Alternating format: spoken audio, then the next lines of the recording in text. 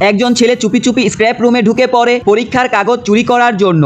ওই সময় সেখানে পরের দিনের প্রশ্নপত্র ছাপানো হচ্ছিল এবং যেসব কাগজে ভুল প্রিন্ট হচ্ছিল সেগুলো কাটার জন্য একটি মেশিনে ফেলে দেওয়া হচ্ছিল। সুযোগ পেয়ে সে মেশিনের দিকে ঝাঁপিয়ে পড়ে, কাগজ ধরার চেষ্টা করে, কিন্তু মেশিনটি অনেক উঁচু ছিল।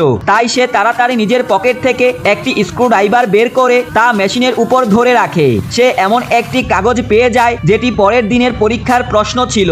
সে তাড়াতাড়ি সব প্রশ্ন পড়ে মুখস্থ করার চেষ্টা করে, কিন্তু অনেক প্রশ্ন দ্বিগুণ ভাবে প্রিন্ট হওয়ায় সবকিছু অস্পষ্ট দেখা যাচ্ছিল, যার ফলে তার মাথা ঘুরতে শুরু করে। এমন সময় হঠাৎ করে মেশিন থেমে যায়। প্রিন্সিপাল দরজা খুলে ভিতরে ঢুকে মেশিন পরীক্ষা করতে আসে। আসলে ছেলেটি কিছু স্টাফ সদস্যকে ঘুষ দিয়েছিল, তাই প্রিন্সিপাল আসার আগেই সে স্টাফদের ইউনিফর্ম পরে রুম থেকে বেরিয়ে যায়। কিন্তু ভিতরে ভিতরে সে ভয় পাচ্ছিল। প্রিন্সিপালের সন্দেহ হয় এবং সে সঙ্গে সঙ্গে তল্লাশির নির্দেশ দেয়। ঠিক তখনই মেশিন থেকে একটা জোরে শব্দ হয়। ছেলেটি পুরোপুরি আতঙ্কে পড়ে যায়। তার মনে হয় এবার সে ধরা পড়ে যাবে। নিরাপত্তা রক্ষী তার ব্যাগে হাত দেয় এবং তখনই